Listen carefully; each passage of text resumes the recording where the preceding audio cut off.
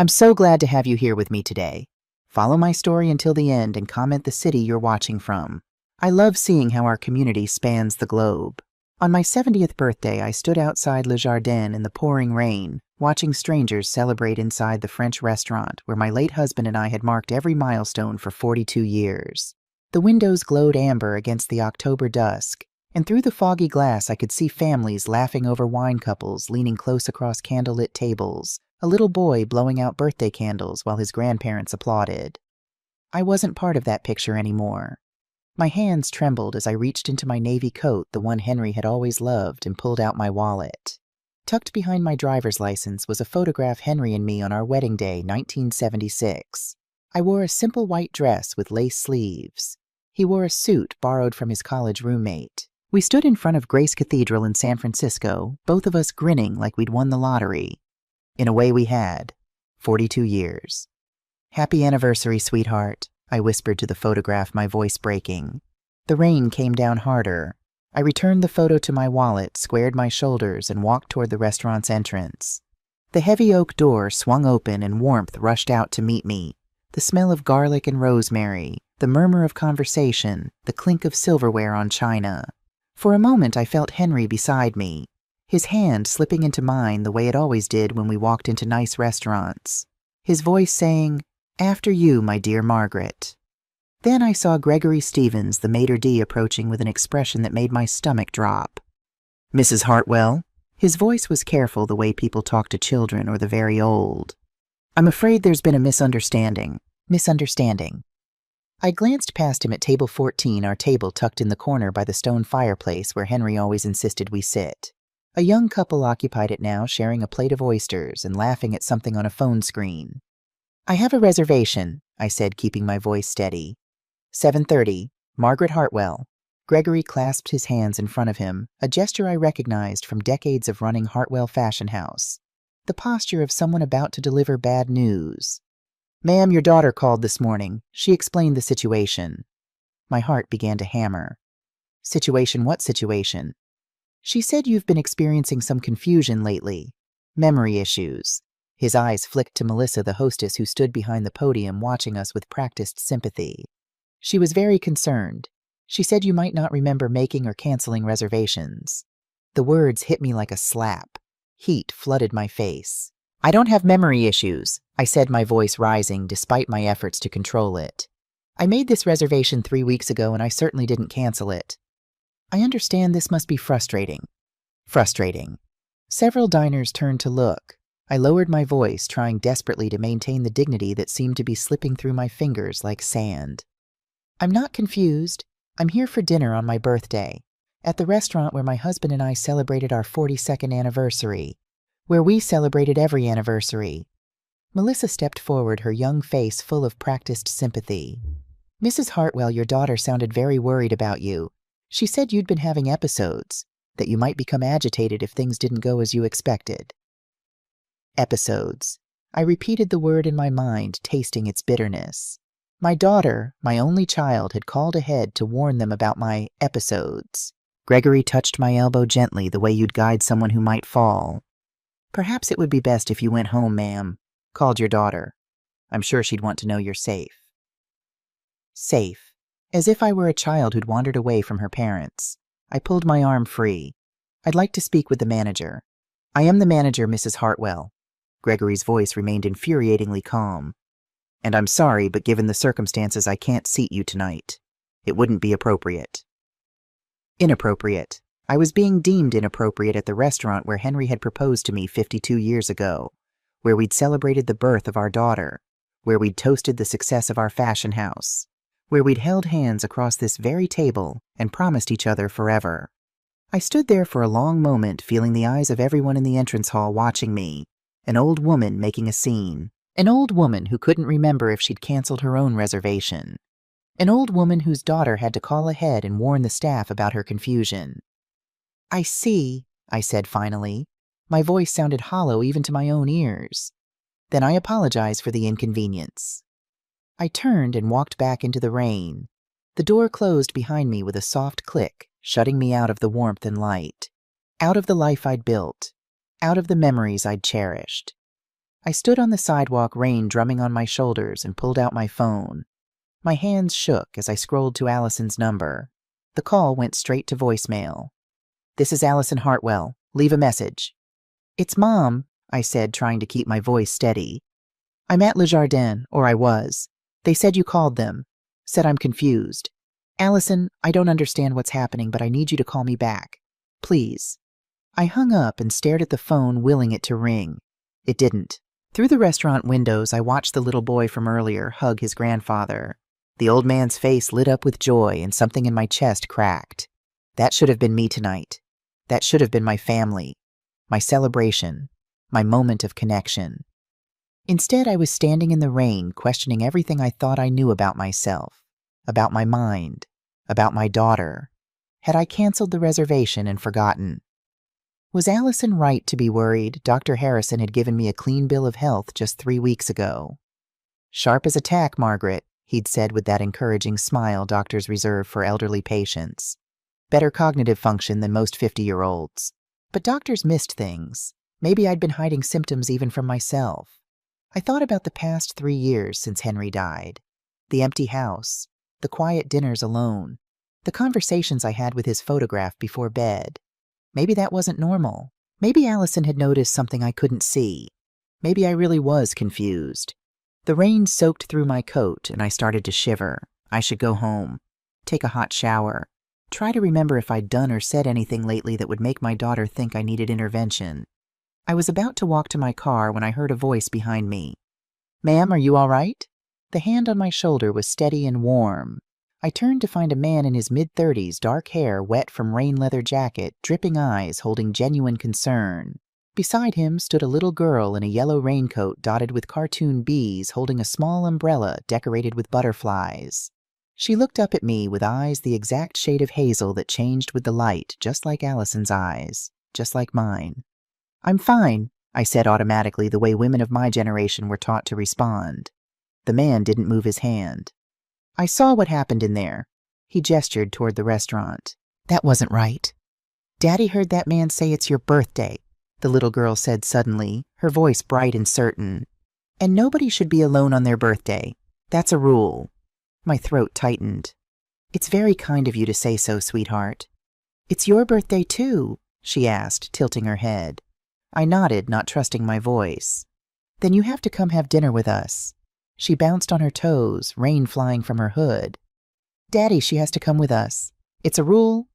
Something in her father's wry smile broke through my resistance. Or maybe it was the way she looked at me, as if whether I came to dinner mattered more than anything in the world. "All right," I heard myself say. "If you're sure." "We're sure," he said firmly. Gregory Stevens's face, when he saw us walk back in together, was a masterpiece of barely concealed shock. His professional mask slipped for just a second before he nodded at my companion. "Mr. Warner, your table is ready." So this stranger was a regular. That explained Gregory's restraint. We followed a waitress, Willa, according to her name tag, to a corner booth by the fireplace. Not table 14, but close enough that I could feel the warmth thawing my frozen hands as I slid into the leather seat. The girl bounced in beside me while her father took the opposite side. "See?" she said, beaming. "Much better than standing in the rain." I couldn't argue with that. "I'm Jacob Warner," the man said, extending his hand across the table. "And this is my daughter, Clara." Margaret Hartwell." His grip was firm, self-sufficient. I recognized it because I had the same handshake, the kind you develop when you've had to be strong for too long. Clara had already pulled out crayons and was drawing on her placemat. She worked with the intense concentration of a 7-year-old artist, her tongue peeking out between her teeth.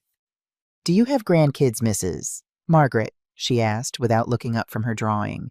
The question hit me like a punch to the sternum. "No," I managed. "No, I don't." "That's sad." She stated it matter-of-factly the way children do. "Grandmas are important. Do you bake cookies?" "Clara," Jacob said gently. "It's all right." I interrupted, surprising myself with how much I meant it. "I used to bake. My husband and I. We had a tradition. Chocolate chip cookies every Sunday afternoon." Clara looked up, her hazel eyes so like Allison's, wide with interest. "Did your husband go to heaven?" I nodded, my throat tight. "Yes, 3 years ago." "I'm sorry." she said with such simple sincerity that my eyes stung. Heaven's nice, though. That's where my mama is. Daddy says she's watching over us. I glanced at Jacob, saw the tightness around his eyes, the way his jaw clenched. Clara's mother left when Clara was 2 weeks old, he explained quietly, his voice careful. We haven't heard from her since. 7 years. This man had been raising this bright, compassionate child alone for 7 years. That must be difficult, I said. We manage. His tone made it clear he didn't want to dwell on it. What brings you to Le Jardin tonight, Mrs. Hartwell? I looked down at my wedding ring, the simple gold band Henry had placed on my finger in 1976. My husband and I used to come here for every anniversary, 42 years of celebrations at table 14. I gestured toward where the young couple still sat oblivious to the history soaked into that corner. I thought being here would make me feel closer to him. And instead they turned you away, Jacob said, his jaw tightening. I didn't know how to explain what had happened without sounding like exactly what Gregory and Melissa thought I was, a confused old woman. We ordered dinner, pasta with butter for Clara, steak for Jacob, salmon for me, the dish Henry always ordered for us to share. As the food came and conversation flowed, I found my appetite returning. Jacob told me about his work as a software developer working remotely so he could be home with Clara. Clara chattered about 2nd grade, her teacher Mrs. Morrison, her best friend Sophie, who had a hamster named Cheerio. She had a laugh that reminded me painfully of Allison at that age, bright and uninhibited, the kind that made everyone around her smile. And she had dark hair, almost black, that fell in waves around her face. Just like Allison. I was imagining things, surely. Grief made you see connections that weren't there. But then Clara smiled at something Jacob said, and I saw it again, that particular tilt of her head, the way her nose crinkled the dimple in her left cheek, but not her right. Allison used to smile exactly like that. Mrs. Margaret, Clara's voice pulled me back. I made something for you. She pushed her placemat across the table. On it, drawn in crayon, was a stick figure woman and a stick figure girl holding hands. Above them, in careful letters, Happy Birthday, Grandma Margaret. My vision blurred. I tried to blink the tears away, but they kept coming. Clara, I whispered, this is the best gift anyone's given me in a very long time. You can keep it, she said proudly. I want you to have it. As the meal ended and Willa brought the check which Jacob insisted on paying despite my protests, I felt something I hadn't felt in 3 years. Connected, seen, remembered. These strangers had reminded me that kindness still existed in the world, that not everyone saw me as a confused old woman to be managed and dismissed. Jacob pulled a business card from his wallet. I mean what I said. If you need anything, and I mean anything, please call me. I took the card. Jacob Warner Software Development, followed by a phone number and an email address. Portland, Oregon. Thank you, I said, meaning it with every fiber of my being. Both of you. You've made a difficult night bearable. Clara hugged me fierce and quick, her small arms surprisingly strong. I hope you have lots more birthdays, Grandma Margaret. I watched them walk away, Jacob's hand on Clara's shoulder, their heads bent together as they laughed about something. The picture of a complete family, even with a missing piece. And as they disappeared into the rain, I couldn't shake the feeling that Clara's smile reminded me of someone. Not just anyone, but someone I'd lost long ago. Someone who used to smile exactly like that, before the world made her forget how. Dawn found me at my kitchen table with Clara's drawing spread before me and coffee growing cold in my hands. I'd given up on sleep around 4 o'clock when the questions became louder than the silence. I climbed the stairs to my study and pulled the photo albums from the top shelf, the ones I'd hidden after Henry died because looking at them hurt too much. The one labeled Allison Childhood felt heavy in my hands, weighted with memories and loss. On the 3rd page, Allison's 7th birthday party. Yellow dress dotted with sunflowers, chocolate cake in her hands, dark hair falling in waves, and that smile dimple in her left cheek, but not her right nose crinkling head tilted just so. Clara's smile. Exactly. I turned pages with trembling fingers. 6 years old, 8, 9, all showed that same face, those same features I'd seen last night in a little girl wearing a bee-covered raincoat. The resemblance wasn't just similar, it was identical. Another photograph stopped my breath, Allison at 7, sitting on my shoulders at a 4th of July parade, completely trusting I'd never let her fall. Her arms wrapped around my head, her laugh caught mid-joy. When had we lost that? When had my daughter stopped looking at me with trust? I knew the answer. The day Henry collapsed in the garden. Massive stroke. Sudden. Mercifully quick. But there was nothing merciful about the hole it left. Henry had been the bridge between Allison and me. Without him, we became strangers speaking different languages. I tried to be strong the way I'd always been strong. I threw myself into running Hartwell Fashion House, managing the grief the only way I knew how, by working until I was too exhausted to feel. Allison moved out 6 months after the funeral. We had dinner once a month, stiff affairs, where we discussed business and weather and everything except what mattered. I told myself she needed space to grieve. But what if I'd been wrong? What if she'd needed me and I'd been too wrapped up in my own pain to see it? My phone buzzed. Jacob's text, "Hope you're feeling better this morning. Clara wanted me to make sure you got home safely." I typed back, "I'm fine. Thank you again." His response came quickly, "Anytime. Clara's already planning your next birthday party." Despite everything, I smiled. Then I pulled up Allison's contact and hit call. Straight to voicemail again. "It's Mom," I said, keeping my voice steady. "We need to talk. Call me back." The doorbell rang before I could say more. Raymond Foster stood on my porch holding a casserole dish. He and his wife Martha had been our neighbors for 20 years, and after Henry died, Martha had made it her mission to keep me fed. "Morning, Margaret." He stepped inside, bringing the smell of autumn leaves and lasagna. "Martha's worried you're not eating enough." We settled at the kitchen table with coffee. Raymond talked about the Seahawks and the weather until he said something that made me freeze. "Allison stopped by yesterday, looking for you." I set down my cup carefully. "She was here around 3. Said she'd been trying to call." He studied me with those sharp eyes that missed nothing. "She seemed worried. Asked if I'd noticed anything. Off about you lately." Off. The same word Gregory had used. The same implication. "Her word," Raymond continued. "Wanted to know if you'd been forgetful. If you'd said or done anything unusual." He paused. I got the impression she was hoping I'd say something different. The coffee turned to acid in my stomach. "What did you tell her?" "The truth. That you seem sharp as always. That you're managing better than most widows I know." His eyes narrowed. "Margaret, what's going on?" I wanted to tell him everything. About the restaurant. About Clara. About the creeping fear that my daughter was building some kind of case against me. Instead, I said, "If someone wanted to make it look like I was incompetent, what would they need?" Raymond leaned back, his expression going carefully neutral. He'd been a lawyer before retirement. He knew exactly what I was asking. "Medical records," he said slowly. "Testimony from people close to you. Documentation of confusion, memory loss, poor judgment." He fixed me with a hard look. "Your own daughter, Margaret." "Maybe I'm paranoid." "Are you?" I didn't answer. The restaurant incident, the questions to neighbors, the careful construction of a narrative about my declining mental state. It all fit too perfectly. After Raymond left, I pulled out Jacob's business card again. Portland, Oregon. Clara's mother left 7 years ago. 7 years ago was 2017. The same year Allison took that sabbatical from Hartwell Fashion House. 8 months of finding herself. She'd come back different, harder, colder, more focused on business. What if she hadn't been traveling? What if she'd been in Portland? I opened my laptop and searched Portland, Oregon, mother abandons baby 2017. The third result made my heart stop.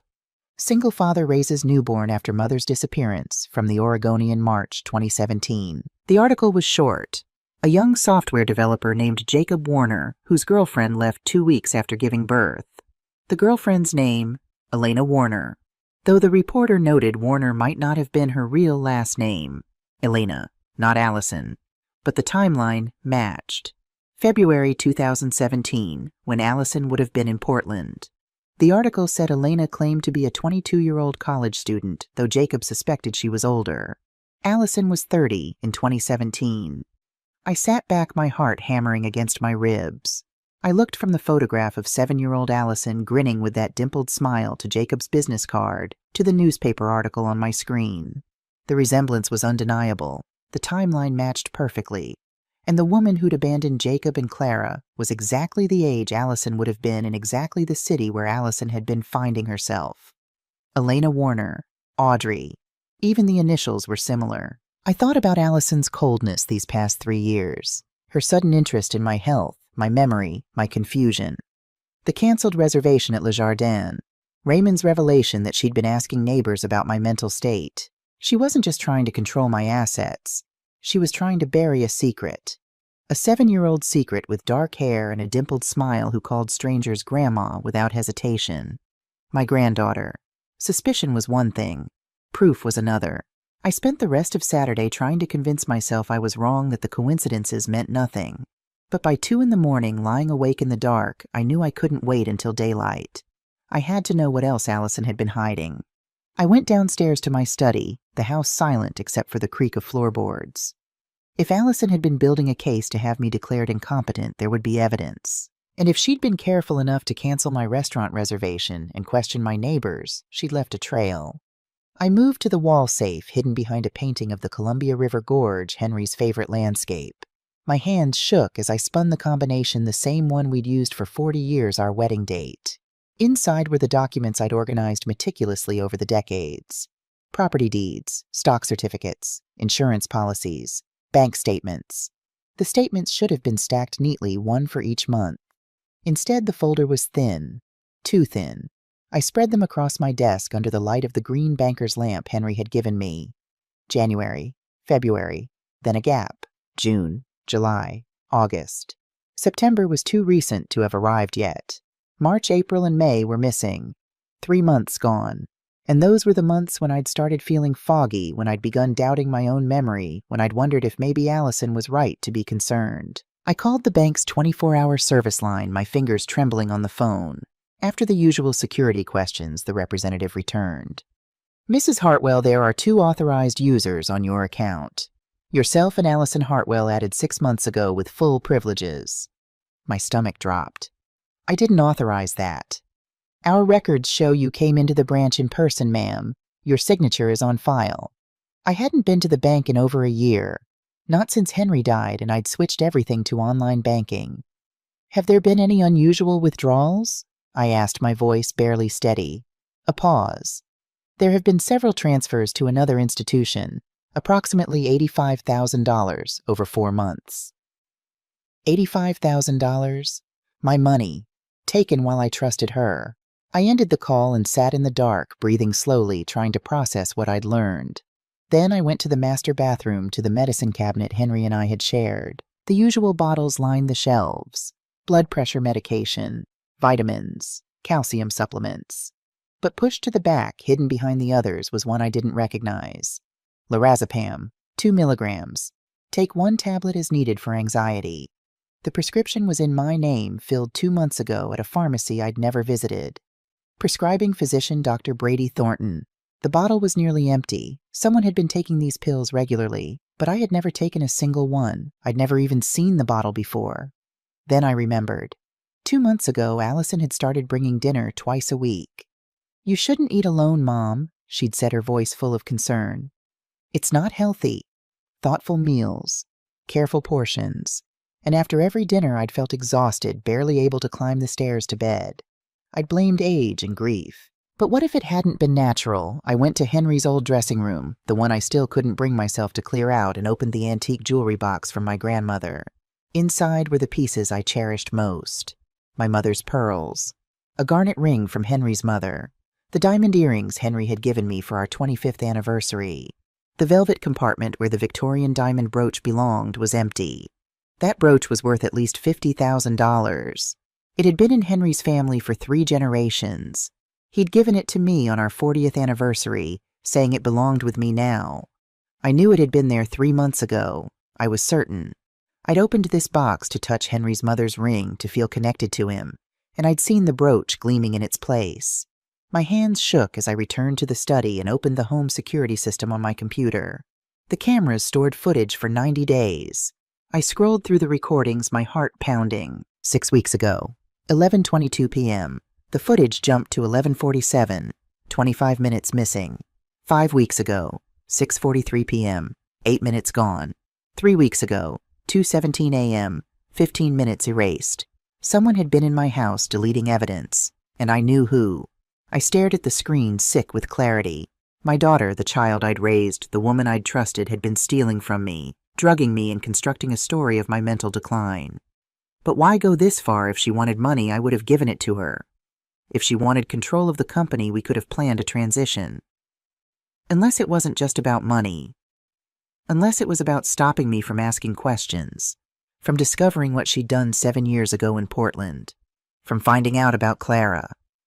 My gaze fell to the wastebasket beside my desk. On top was a document I didn't remember throwing away.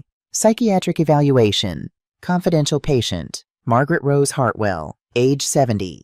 Evaluating physician Brady Thornton. MD. I pulled it out with trembling hands. The evaluation was dated 2 weeks ago. According to this document, I had early-stage dementia, exhibited signs of paranoia and confusion, and posed a potential danger to myself. Recommendation: immediate guardianship and placement in memory care facility. I searched the Oregon Medical Board database. No results for Brady Thornton, MD. I called 3 hospitals in Portland. No Dr. Brady Thornton had ever been on staff. The evaluation was a forgery. I sat there in the pre-dawn darkness, finally understanding the full scope of Allison's plan. She wasn't just stealing money. She was building a legal case to have me declared incompetent, to take control of everything I owned, to put me somewhere I couldn't interfere. And Clara was the reason. Sweet Clara, who'd called me Grandma Margaret, who'd drawn me that picture, who'd invited a stranger to share her dinner, she was the secret Allison needed buried. Proof of a past she'd erased. A child she'd abandoned. A lie she'd lived for 7 years. If I uncovered the truth, if I connected Elena Warner to Allison Hartwell, everything would collapse. The carefully constructed image of the successful businesswoman, the respectability she'd rebuilt after returning from Portland, the future she'd planned. She needed me silenced, controlled, declared unfit before I could expose it all. My daughter was trying to destroy me, and at last I understood why. The realization settled over me slowly, like ice forming on a winter lake. Every doubt I'd brushed aside, every moment I'd laughed at myself for forgetting, had been carefully engineered. Allison had layered deception upon deception, trusting that I would question myself before I ever questioned her. Grief had made me vulnerable. Loneliness had made me trusting. She'd used both. What frightened me most wasn't the money or the jewelry. It was how close she'd come to succeeding. Another month and the paperwork would have been filed. My voice dismissed as confusion. My protests labeled as symptoms. My very sanity weaponized against me. I wasn't losing my mind. I was being robbed of it. And now that I knew the truth, I also knew survival depended on patience, evidence, and choosing the right moment to act. By Sunday morning, I'd made my decision. I couldn't do this alone. Whatever Allison was planning, whatever she'd done 7 years ago, Jacob deserved to know the truth. And I needed to know if my suspicions were right. At 9 o'clock, I pulled out the business card he'd given me and dialed before I could second-guess myself. He answered on the 3rd ring. "Hello. Jacob, it's Margaret Hartwell, from the other night." A pause. "Mrs. Hartwell, is everything all right?" "No," I said, and heard how rough my voice sounded. "No, it's not. I need to ask you something about Clara's mother." The silence on the other end stretched so long I thought the call had dropped. "Can we meet in person?" he asked finally. "Yes, please. There's a coffee shop downtown, Riverside Coffee on 3rd Street. 10:30. I'll be there." I arrived 15 minutes early, but Jacob was already waiting at a corner booth, hands wrapped around a mug he wasn't drinking from. He looked like he hadn't slept either. Dark circles under his eyes, jaw tight with tension. He stood when he saw me. "Mrs. Hartwell. Margaret, please." I slid into the seat across from him. A waitress came by. I ordered coffee I didn't want, just to have something to do with my hands. When she left, Jacob leaned forward. "Clara's with a babysitter," he said quietly. I didn't want her hearing this conversation, whatever this conversation is. I nodded. "Smart. You said you wanted to ask about her mother." I took a breath. "When did Elena leave?" His jaw tightened. "February 2017. 2 weeks after Clara was born." He said it like he'd said it 1,000 times before to doctors and social workers and curious strangers. "Valentine's Day, actually. Clara was born on Valentine's Day. Elena left on the 28th. 2 weeks. She'd stayed with her newborn daughter for exactly 2 weeks, then vanished." Did she ever tell you her full name? I asked. Jacob's eyes narrowed. Elena Warner. At least that's what she said. But I always suspected Warner wasn't her real last name. She was cagey about her past. No family photos, no social media. Always paid cash. I thought maybe she was running from something. An abusive ex, maybe, or family trouble. He paused. Why are you asking? Instead of answering, I pulled out my phone and opened the photo gallery. I'd spent an hour last night selecting the right pictures, recent ones of Allison at company events. Clear shots of her face that couldn't be mistaken. I turned the phone toward Jacob. Do you recognize this woman? He looked down at the screen. For a moment, nothing happened. Then his face went completely white. The mug in his hands trembled, coffee sloshing over the rim onto the table. That's her, he whispered. That's Elena. The words hung in the air between us. The coffee shop noise, the hiss of the espresso machine, the chatter of other customers, the clink of cups faded to nothing. There was only Jacob's stricken face and the photograph of my daughter on the screen between us. That's my daughter, I said. Allison Hartwell. Jacob stood up so fast his chair scraped against the floor. Several people turned to look. He didn't seem to notice. His hands were shaking, and his voice when he spoke was barely controlled. Your daughter. He wasn't asking. He was processing pieces falling into place. Your daughter abandoned Clara. Your daughter is the woman who left my 2-week-old baby in the middle of the night with a goddamn note. I didn't know, I said quickly. I swear to God, Jacob, I had no idea until Friday night. When I saw Clara, when I saw her smile, I tried to collect myself. Allison disappeared for 8 months in 2016 and 2017. She said she was traveling, finding herself. She came back different, harder, colder, more focused on business. I thought it was grief my husband had died and Allison and I weren't handling it well. Jacob sat back down slowly like his legs wouldn't hold him anymore. She told me she was 22, a student at Portland Community College. We met at a coffee shop near campus. We dated for 6 months before, he gestured vaguely, before Clara. She was 30, I said. In 2016, Allison was 30 years old. Oh, Jesus Christ. Jacob put his head in his hands. I spent 7 years trying to find her. 7 years of Clara asking why her mama didn't love her. 7 years of wondering what I'd done wrong, what I could have said or done differently to make her stay. He looked up at me, his eyes blazing. And she was just, playing house slumming it with the poor software developer before going back to her real life. I don't know what she was doing, I said honestly. But I'm going to find out. The waitress brought my coffee. Neither of us acknowledged her. When she left, Jacob spoke again, his voice quieter now, but no less intense. Clara is your granddaughter. Yes. And Allison, your daughter, has been pretending for 7 years that Clara doesn't exist. Yes. Why? It was the question I'd been asking myself all night. Why would she go to such lengths to hide this? I looked at the phone in my hand at Allison's face, frozen in a professional smile. I stopped considering how much to tell him, then decided he deserved all of it. I think she's trying to make sure I never find out about Clara. She's been building a case to have me declared mentally incompetent, forged medical documents, drugged my food, stolen from me. If she can get conservatorship, she controls everything. My money, my company, my ability to ask questions. Jacob stared at me. She's trying to have you declared incompetent so you won't discover you have a granddaughter. I think so. Clara is evidence of a past Allison erased. If I started asking questions, if I connected the dots, I met his eyes. She needed to silence me first. We sat in silence, the weight of it crushing down on us. Around us, the coffee shop continued its Sunday morning routine. People laughed, ordered pastries, made plans for the day. Normal life happening while our worlds crumbled. Finally, Jacob spoke. His voice was different now, harder determined. If Clara is your granddaughter, then why is your daughter pretending she doesn't exist? It was the question that changed everything. Because now we both knew whatever Allison's reasons for abandoning Clara, they were worth destroying her own mother to keep hidden.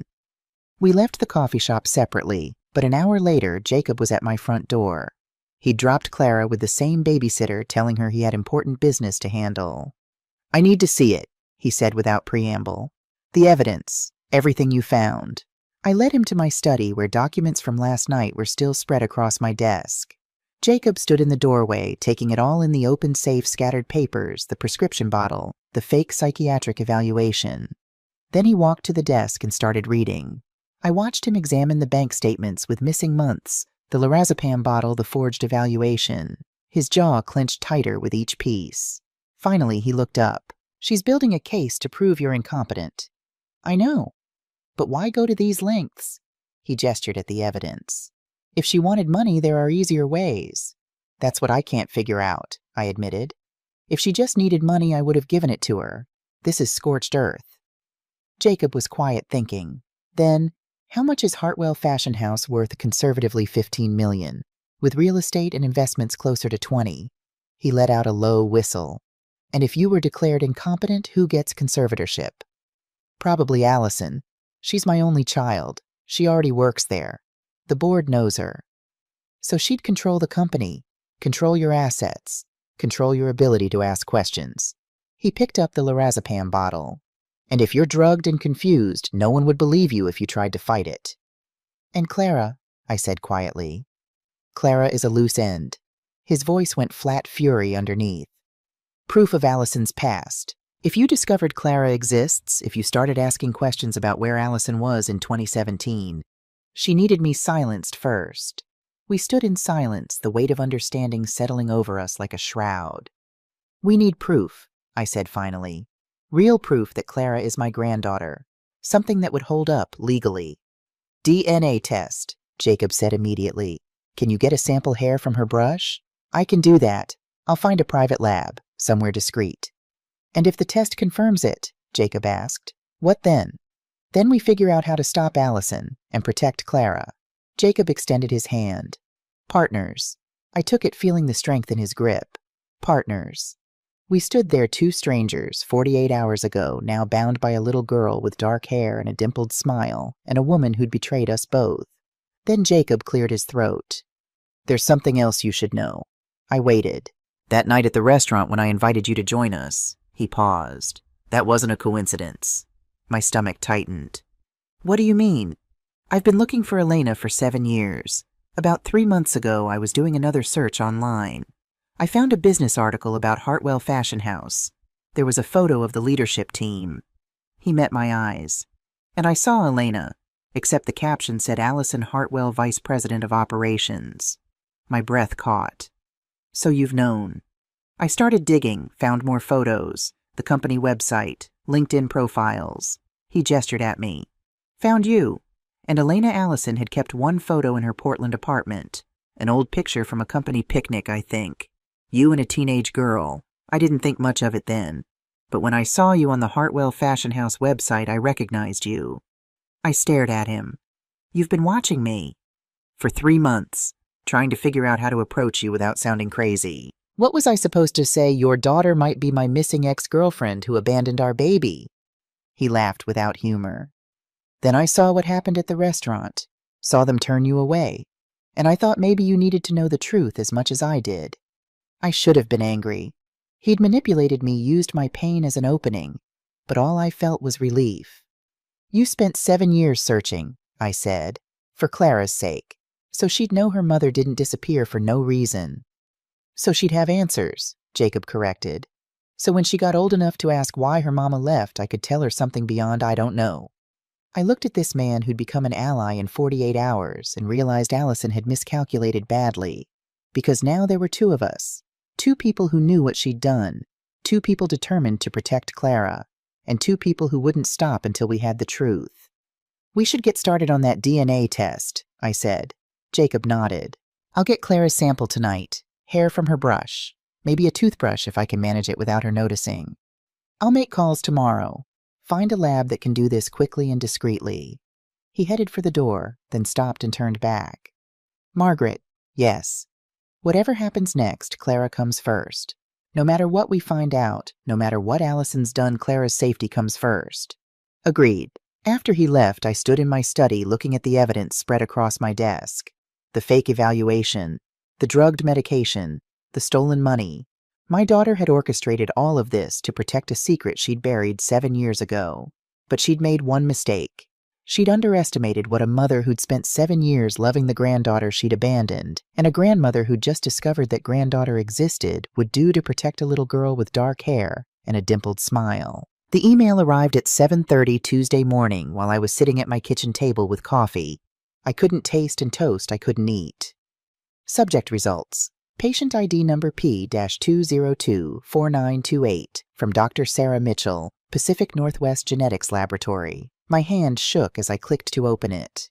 The PDF downloaded slowly, or maybe it just felt slow because every second was an eternity. Finally, the document filled my screen. Paternity test results. Confidential alleged grandmother Claire. Child Clara Rose Warner. Date of collection September 29th, 2024. Date of analysis October 1st, 2024. I scrolled down, my heart hammering so hard I could feel it in my throat. Past the technical details about genetic markers and probability calculations, past the laboratory certifications and methodology explanations, to the conclusion at the bottom of the page. Conclusion. Based on the genetic analysis of the submitted samples, the probability that Claire is the biological grandmother of Clara Rose Warner is 99.97%. I sat back in my chair and stared at the screen. 99.97%. Not a possibility. Not a likelihood. A certainty. Clara was my granddaughter. The words blurred as tears filled my eyes. I tried to blink them away, but they kept coming hot and fast. I hadn't cried this much since Henry's funeral, and now I couldn't seem to stop. My granddaughter. Marianne's granddaughter. The thought of Henry hit me like a physical blow. I pushed away from the computer and walked to the living room, to the mantel where his photograph still sat in its silver frame. He was smiling at the camera, his hair caught by wind, standing in the garden he'd loved so much. "We have a granddaughter," I whispered to the photograph. "Her name is Clara." I remembered the conversations we'd had late at night when Allison was young. Henry would talk about the future, about grandchildren we'd spoil, holidays we'd host, the family we'd build together across generations. "I hope Allison gives us grandchildren someday," he'd said once, not long before he died. We'd been sitting on the porch watching the sunset. "I want to teach them to fish, to build things. I want to see what kind of mother she'll be." "You will," I'd promised, holding his hand, but that was 3 years ago, and now Henry was gone, and the granddaughter he'd wished for had been alive this whole time, 7 years old, with dark hair and hazel eyes and a smile that could light up a room, and I'd never known she existed. I pulled out my phone and called Jacob. He answered on the first ring. "Did you get the results?" His voice was tight with tension. 99.97%, I said. "Clara is my granddaughter." Silence. Then I heard him exhale a long, shaky breath that might have been a sob. "Jesus," he whispered. "I mean, we knew, but knowing for certain is different." "Yeah." Another pause. "What do we do now?" It was the same question I'd been asking myself for the past 10 minutes. We need to figure out why Allison abandoned Clara, and what she's planning now that might connect to it. Do you think she knows we're investigating? I don't know, but we need to be careful. If she realizes we've made the connection— I didn't finish the sentence. We both knew what Allison was capable of. "Should we tell Clara?" Jacob asked quietly. "That you're her grandmother?" The question made my chest ache. I wanted to say yes. Wanted to tell that beautiful little girl that she had family beyond Jacob. That she wasn't just the daughter of a mother who'd abandoned her. That she was my granddaughter. Henry's legacy. Part of a family that would love her unconditionally. But I couldn't. Not yet. "She's 7 years old," I said carefully. "And she's already been through so much. If we tell her now before we know what Allison's planning, before we can protect her—" I stopped, swallowed hard. "Let's keep her safe first. Then we'll figure out how to tell her the truth." "You're right," Jacob said, his voice rough. "God, I hate that you're right. But you are."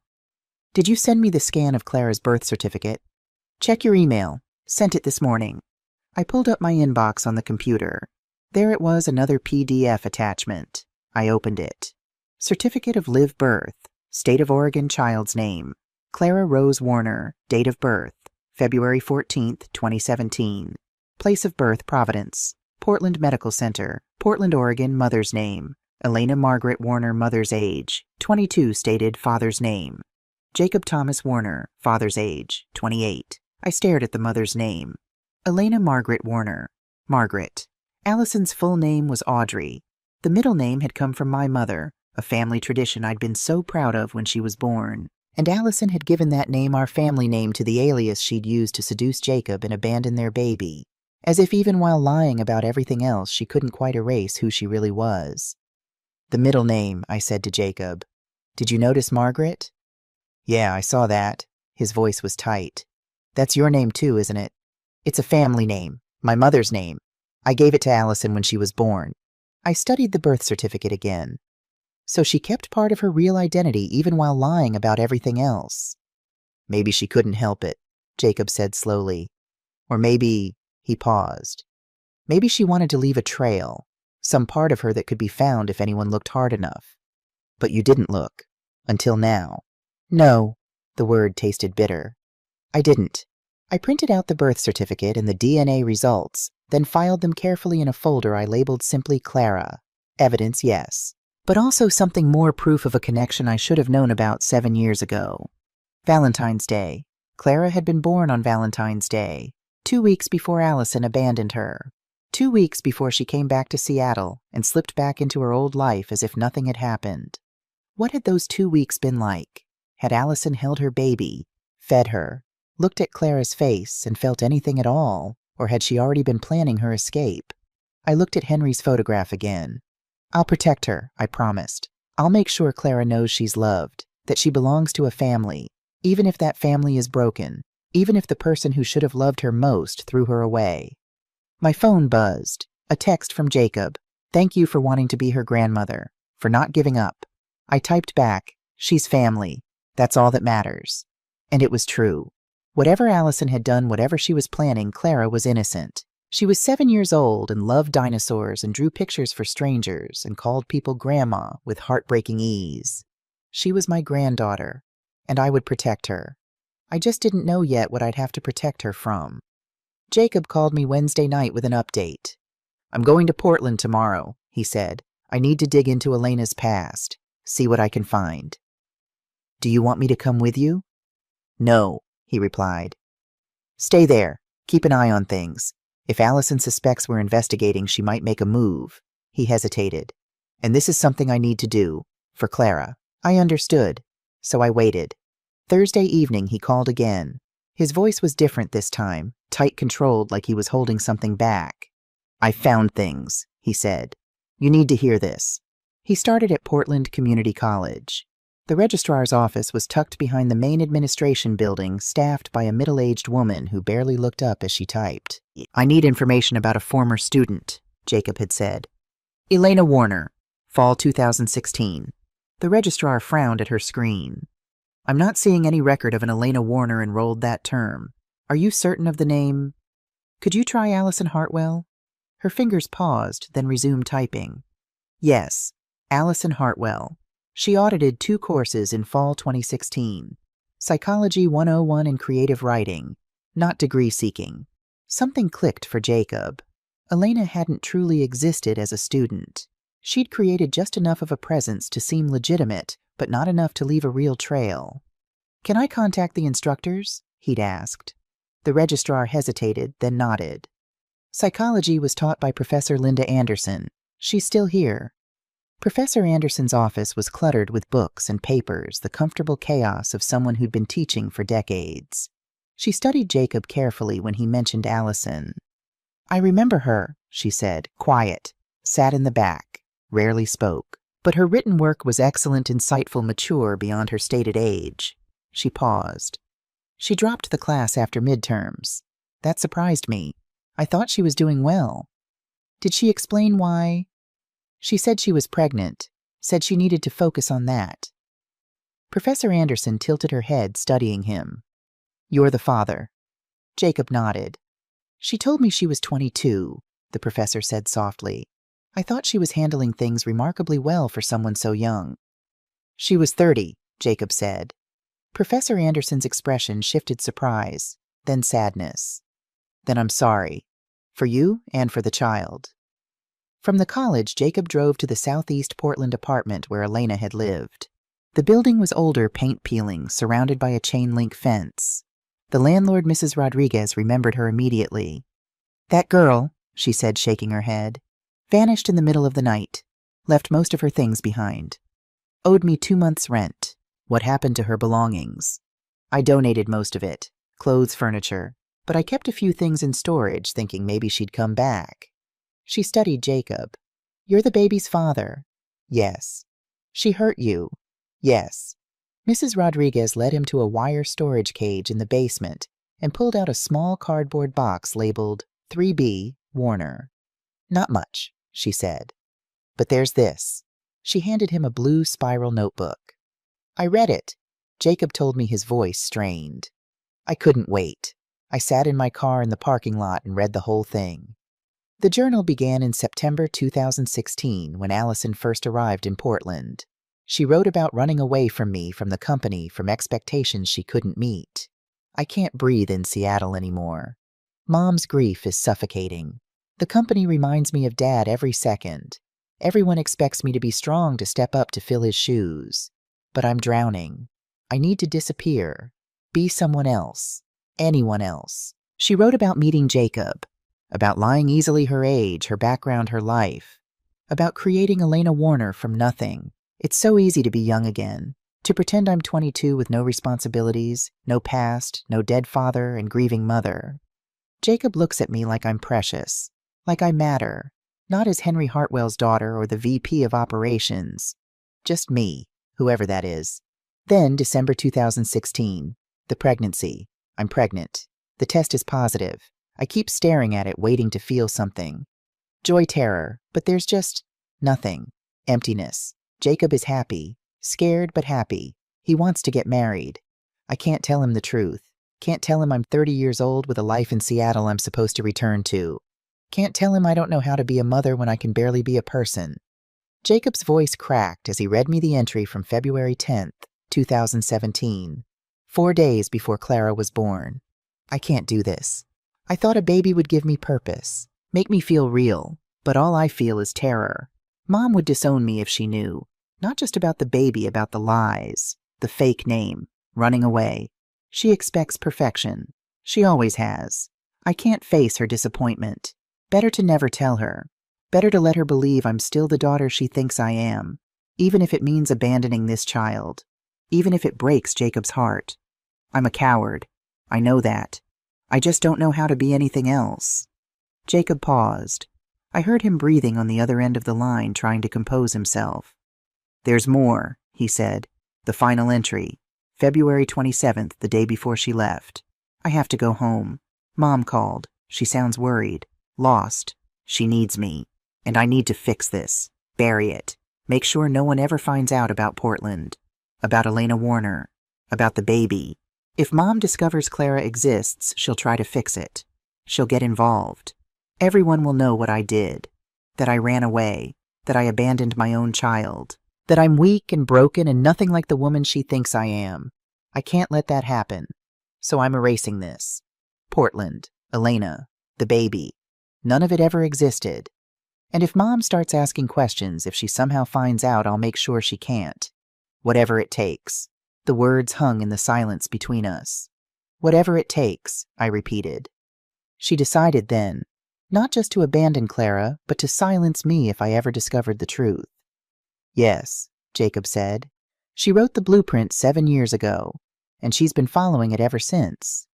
I thought of the forged evaluation, the drugged meals, the missing money, the careful construction of my confusion.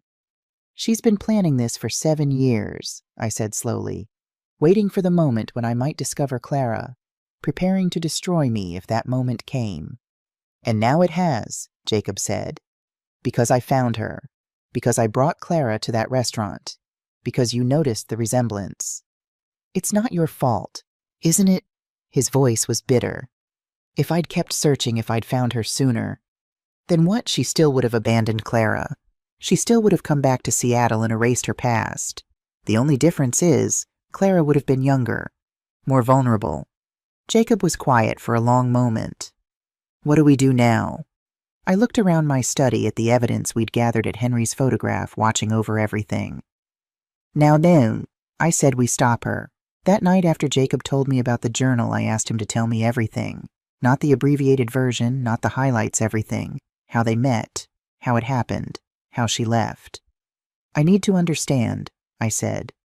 Not just what she did, but how. I need to see it through your eyes. So he told me, and I listened. September 2016. Jacob had been sitting in a coffee shop near Portland Community College working on code for a freelance project when a woman sat down at the table next to him. Dark hair pulled back in a ponytail, oversized sweater, backpack that looked like it had seen better days. She'd smiled at him shy, uncertain, and asked if he had a phone charger she could borrow. "I'm Elena," she'd said when he handed it over. "Thanks for this. I'm always forgetting mine." "No problem," Jacob had replied. They'd started talking. She told him she was 22, a student at PCC, trying to figure out what she wanted to do with her life. He told her about his work as a software developer, about moving to Portland 2 years earlier for a fresh start. She'd laughed at his jokes, asked questions about his work, seemed genuinely interested in everything he said.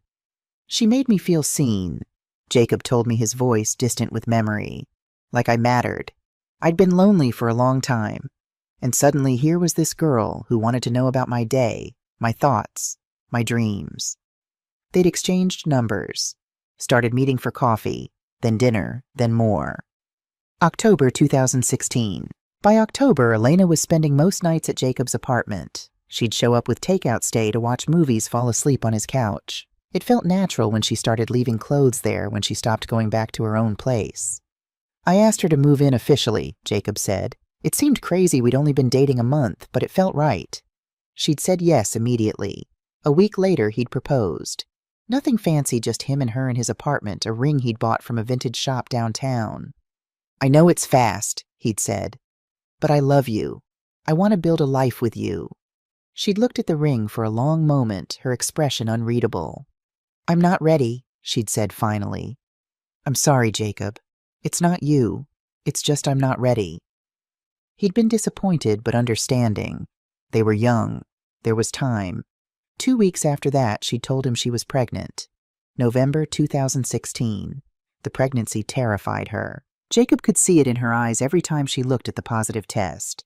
Every time someone mentioned babies or asked when she was due. "I can't tell my family," she'd said one night, curled up on the couch with her arms wrapped around her knees. "Why not? They wouldn't understand. My father—" She'd trailed off, shaking her head. "He's very strict, very traditional. If he knew I was pregnant and unmarried, if he knew about you—" "What about me? You're not what he'd want for me." She'd said it apologetically, but the words had stung anyway. Jacob had promised he'd take care of her and the baby, that she didn't need her family's approval, that they'd be okay on their own. She'd nodded, but he could tell she didn't believe him. February 14th, 2017. Clara was born at Providence Portland Medical Center on Valentine's Day. 7 pounds, 3 ounces. Dark hair, surprisingly alert eyes. A cry that filled the delivery room. The nurses had placed her on Elena's chest for skin-to-skin contact. Elena had looked down at the baby, her baby, with an expression Jacob couldn't read. Not love, not joy, not even curiosity. Just nothing. "I thought it was shock," Jacob told me, his voice hollow. "Or exhaustion. Labor had been long, 18 hours. I told myself she'd bond with Clara once they got home. Once she'd had time to rest and process everything." But the emptiness in Elena's eyes never went away. For 2 weeks she went through the motions. Changed diapers, fed Clara bottles, held her when she cried. But there was no connection, no warmth. She moved like a robot, doing what needed to be done without any emotion behind it. Jacob had called the hospital worried about postpartum depression. They'd scheduled an appointment for the following week. Elena never made it to that appointment. February 28th, 2017. Jacob woke at 3 in the morning to Clara's crying. He'd reached across the bed automatically, expecting to find Elena to take turns soothing their daughter the way they'd been doing for 2 weeks. The bed was empty. He'd gotten up, gone to Clara's crib, picked up his screaming daughter. "Shh, baby. It's okay. Daddy's here." But where was Elena? He'd searched the apartment. Bathroom empty, kitchen empty, living room empty. Her backpack was gone, her jacket, her ID. On the kitchen counter, weighted down by a coffee mug, was a piece of notebook paper torn from a spiral binding. "I'm sorry. I can't do this. Take care of her."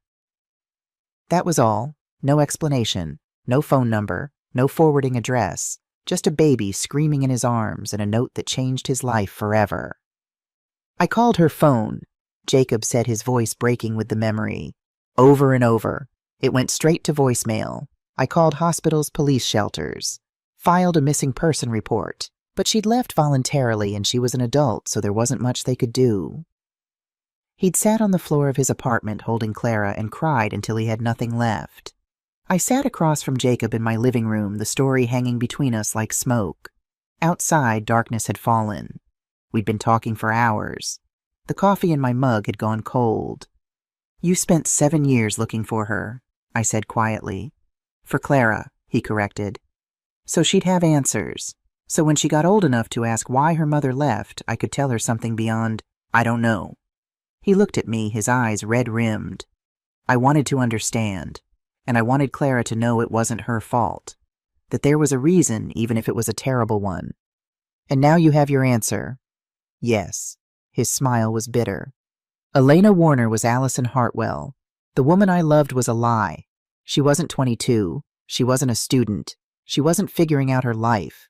She was running from it. And when reality caught up when she had a baby, she didn't want and couldn't explain." He gestured helplessly.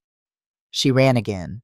I thought about Allison at 7 years old, sitting on Henry's shoulders at the 4th of July parade, about the journal entry where she wrote that I would disown her if I knew, that she wasn't ready to be a mother, that I expected perfection. She'd been so wrong. I would never have disowned her. I would have helped, supported, loved her through it. But she'd never given me the chance." "The answer we have," I said slowly, "isn't the one either of us wanted."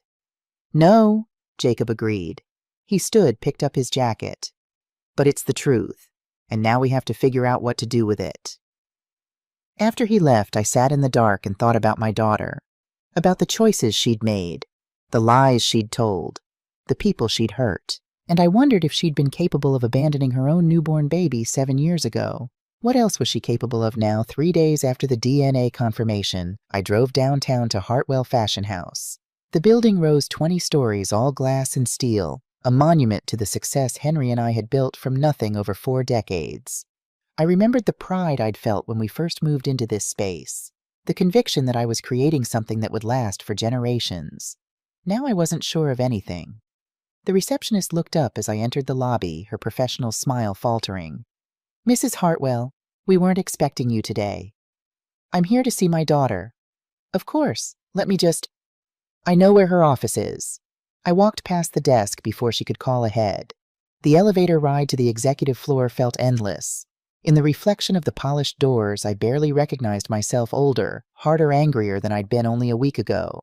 Allison's office sat at the end of the hall overlooking the city she loved. I didn't knock. I opened the door and stepped inside. She was seated at her computer reviewing reports. When she saw me, surprise flickered across her face, real unguarded. "Mom," she stood. "What are you doing here?" I closed the door behind me and locked it. The sound echoed in the silence. "I met someone interesting this week," I said calmly.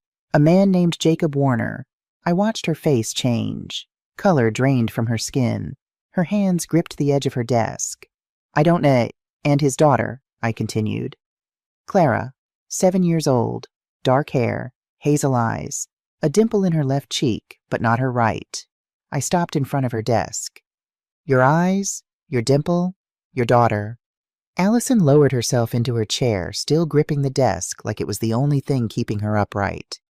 "I don't know what you're talking about." "Don't lie to me anymore." My voice was sharp. "I have DNA results. 97% probability. Clara Warner is my granddaughter. Your child. The baby you abandoned 7 years ago in Portland." Silence filled the room. Outside the window, the city kept moving, cars on streets, people on sidewalks, life continuing while my world shattered. "How did you find out?" she whispered finally. "Does it matter?" "Yes." "You left traces," I said. "Even when you ran, you couldn't fully disappear. Elena Margaret Warner. You kept your middle name, our family name. Her jaw tightened. Why did you come here? Why did you abandon your daughter? I was young. I made a mistake. You were 30, I said sharply. You made a choice. Her voice rose. What was I supposed to do? Come home and admit I'd been living under a fake name, that I'd had a baby with someone I barely knew, that I'd... You could have told me, I said quietly. I would have helped. She laughed, a bitter, broken sound. You were too busy grieving Dad to notice me. I lost both parents the day he died. That's not fair. Fair? She slammed her hands on the desk. Dad died and you disappeared into your grief, into the company, into everything except being my mother. I needed you. You weren't there. I wanted to deny it, but I couldn't. After Henry died, I had retreated. Into work, into numbness, into anything that let me avoid the gaping wound where my husband used to be. I'm sorry, I said.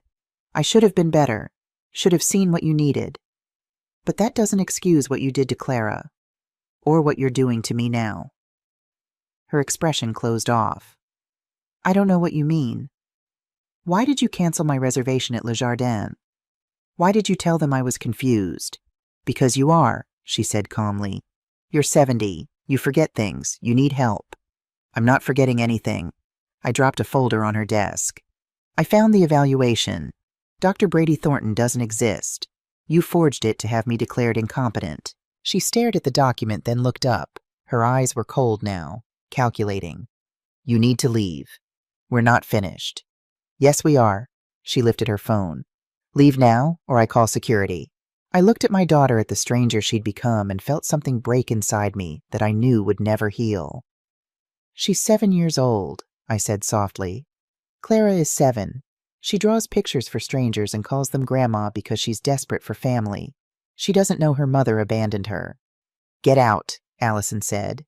I turned toward the door, my hand on the handle. I thought I knew you. I thought the girl who believed I could fix anything was still there. I shook my head. But she's gone. Allison didn't respond. I left. As I walked down the hall, I heard her door close. Through the glass walls, I saw her pick up her phone, not to call security, but someone else. The look on her face as she spoke made my blood run cold. Whatever was coming next, I had just made it worse. I drove home from the office in a daze, my hands gripping the steering wheel too tightly, my thoughts replaying the confrontation again and again. The look in Allison's eyes when she told me to leave. The cold certainty that she wasn't finished, that she wouldn't back down. The moment I got home, I called Jacob. How did it go? He asked. She didn't deny it, I said, my voice sounding hollow even to my own ears. Not really. She deflected, got angry, tried to turn it around, but she didn't deny abandoning Clara. She didn't deny any of it. Jacob was quiet for a beat. What did she say when you confronted her about the evaluation? She told me to leave, and when I walked out, I saw her pick up her phone. She was calling someone, and the look on her face, I sank into the chair in my study. She's going to retaliate. Then we need to move fast, Jacob said. We need to understand exactly what she's doing. I want to know who Dr. Brady Thornton really is, how she found him, what role he's playing. I'll make some calls, I said. Give me a couple of hours. I tried to wait patiently, made coffee I didn't drink, paced the length of my study, stared at the fake psychiatric evaluation still sitting on my desk, exactly where I'd left it before everything exploded. 2 hours felt endless. When Jacob finally called back, I answered immediately. Tell me. Brady Thornton isn't a licensed psychiatrist, Jacob said. He's not licensed at all. I straightened in my chair. Go on. He was a medical student at Oregon Health and Science University. Attended for 2 years, dropped out in 2018. No degree, no license, no certification. Papers rustled on his end. After that, he rebranded himself as a wellness coach, more specifically an elder care consultant. And what does that mean? Officially helping families navigate aging concerns. Unofficially, Jacob's voice hardened, helping adult children build cases for conservatorship.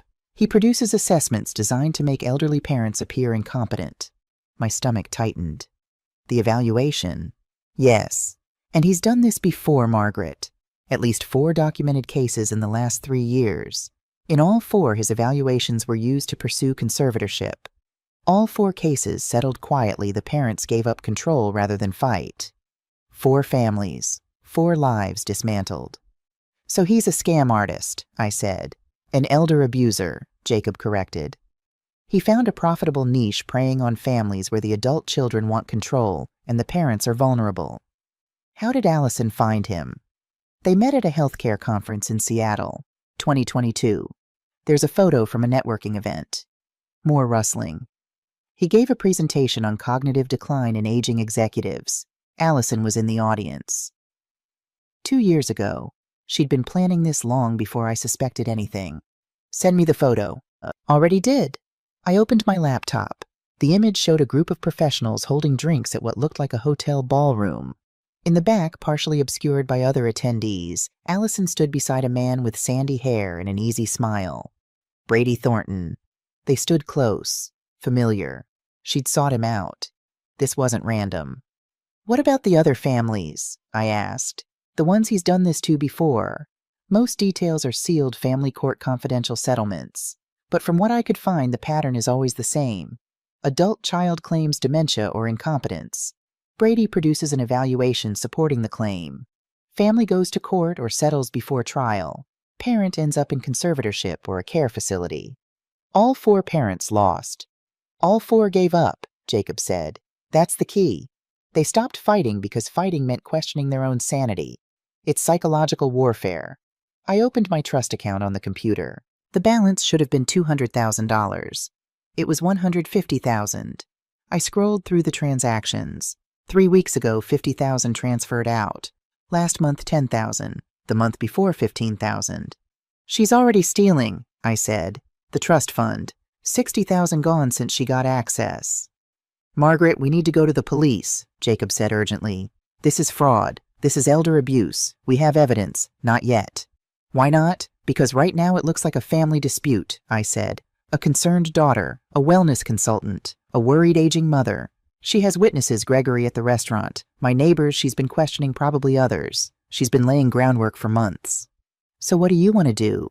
I looked around my study at the documents at Henry's photograph, at the evidence of my daughter's betrayal spread across every surface. I want to know the full plan, I said. Brady doesn't work for free. There's an endgame here, how much she expects to gain when she plans to move, what happens to me once she has control. I want to know it all before we act. Jacob was silent for a long moment. You're sure? No. But I know that going to the police now gives her time to cover her tracks. Time to disappear with Clara. Time to paint me as exactly what she's claiming, a paranoid old woman making accusations against her loving daughter. And if she escalates, she will, I said. After today, she definitely will. But when she does, we'll be ready. After we hung up, I sat alone in the gathering darkness and thought about my daughter. About the girl who used to believe I could fix anything. About the woman who'd hired a con artist to destroy me. I thought about Brady Thornton and the families he'd helped dismantle. 4 parents who'd lost everything rather than fight. But I wasn't going to surrender. I wasn't going to let Allison take my life, my dignity, my granddaughter, even if it meant accepting that the daughter I'd raised was gone, replaced by someone I didn't recognize. Someone who'd abandoned her child and was now dismantling her mother's life to keep that secret buried. That night I didn't sleep. I sat in the dark and wondered where Allison's line was, what she wouldn't do. And I realized I didn't know. I no longer knew what my daughter was capable of. But I was about to find out. The Saturday morning light felt different, colder somehow, even though the sun was shining. I sat in my study with my phone in my hand, Jacob across from me, and the weight of what we'd discovered pressing down on both of us. I dialed Martin Hughes, my attorney, at 8:30. He answered on the second ring. Margaret, his voice was cautious. It's early. What's wrong? I told him everything. The evidence, the forgeries, the money, the plan. When I finished, there was a long silence on the other end. Jesus, Martin said finally, his tone grave. This is very serious. You need to contact law enforcement immediately. What charges are we talking about? Elder abuse, fraud, criminal conspiracy, identity theft, possibly more. He paused. This isn't something you can handle on your own. You need the FBI involved and local police. Today. I thanked him and hung up. Jacob met my eyes. Greenwood Hills Police Station. I nodded. Let's go. The Greenwood Hills Police Station was a low brick building on the edge of town, surrounded by oak trees and a parking lot that smelled faintly of asphalt and coffee. Jacob and I walked in together, and the officer at the front desk directed us to Detective William Cooper's office. Cooper was in his mid-50s with gray at his temples and the kind of calm, weathered face that came from decades of hearing terrible things. He gestured for us to sit. "Mrs. Hartwell, Mr. Warner, what can I do for you?" I laid it all out. The fake psychiatric evaluation, the lorazepam prescribed by a non-existent doctor, the missing bank statements, the stolen jewelry, the deleted security footage. I showed him the documents, the medication bottle, the timeline Jacob and I had pieced together. Cooper listened without interrupting. When I finished, he leaned back in his chair and exhaled slowly. "Mrs. Hartwell," he said, "this falls under elder abuse statutes. It's also financial exploitation, and given the scope of what you're describing, I'm going to need to bring in the FBI." "The FBI?" Jacob asked. Cooper nodded. "They have a dedicated unit for elder justice cases. This isn't just theft, it's systematic. It's organized. And if this Brady Thornton has done it before, they'll want to investigate him separately." He picked up his phone. "Give me a moment." 20 minutes later, a woman in a dark suit walked into the office. "Special Agent Spencer Torres," she said, shaking my hand. Her grip was firm, her eyes sharp. "FBI Elder Justice Initiative." Detective Cooper briefed me. I handed her the evidence, the bank statements showing the unauthorized transfers, the fake evaluation, the bottle of lorazepam, the background report Jacob had compiled on Brady Thornton. Torres studied each document carefully. When she looked up, her expression was grim. "We need to build a case," she said. "That means gathering more evidence, preferably in real time. Mrs. Hartwell, would you be willing to help us collect recorded evidence?" I stared at her. "You want me to record my own daughter?" "If you're willing," Torres said evenly. "We need her to admit what she's doing. A confession on tape would be invaluable. Without it, this becomes a he said, she said situation. With it, we have grounds for immediate arrest and prosecution." The words hit me like a physical blow. I'd known this was coming, but hearing it out loud made it real. Jacob leaned forward. "What about Clara?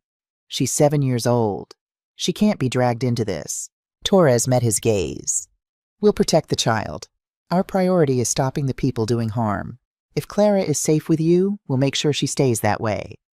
"And Brady Thornton?" I asked. Cooper spoke up. "We're already looking into him. If what you've told us is accurate, he's done this before. We'll investigate him separately, build a case against him for the other families as well." Torres pulled out a folder and slid it across the desk. "Here's what I'm proposing. You meet with your daughter again. Somewhere neutral, somewhere we can monitor. You wear a wire. You get her talking. If she admits to any part of this, the forgeries, the medications, the money, we move in." I looked down at the folder. Inside were consent forms, legal disclaimers, instructions for wearing a recording device. "You'd be helping us not just with your case," Torres added, "but potentially with others. People like Brady Thornton prey on vulnerable individuals. If we can tie him to this, we can shut him down. We can prevent him from doing this to other families." Jacob looked at me. "Margaret, you don't have to do this." But I did. I knew I did. "When?" I asked. "As soon as you're ready," Torres said. "We'll set it up, brief you on what to say, monitor everything in real time. You won't be alone." I nodded slowly. "Then let's do it." Cooper stood and shook my hand. "You're doing the right thing, Mrs. Hartwell." Torres handed me a business card. "Call me when you're ready to set up the meeting. We'll take it from there." Jacob and I walked out of the police station into the bright morning sunlight. My hands were shaking. "You okay?" Jacob asked. I wasn't sure how to answer. I felt a strange mixture of relief and dread. Relief that I was no longer facing this alone, that people with authority and resources were finally involved, but also dread, because I knew what came next would tear my family apart forever. "I don't know," I said finally. "But we're doing this for Clara, for Henry's memory, for everyone Allison and Brady have hurt." Jacob nodded. "Then we'll see it through." We climbed into his car. As we drove back toward my house, I couldn't shake the feeling that I'd just crossed a line I could never uncross. The authorities were involved now. There was no going back. And somewhere out there, Allison had no idea what was coming.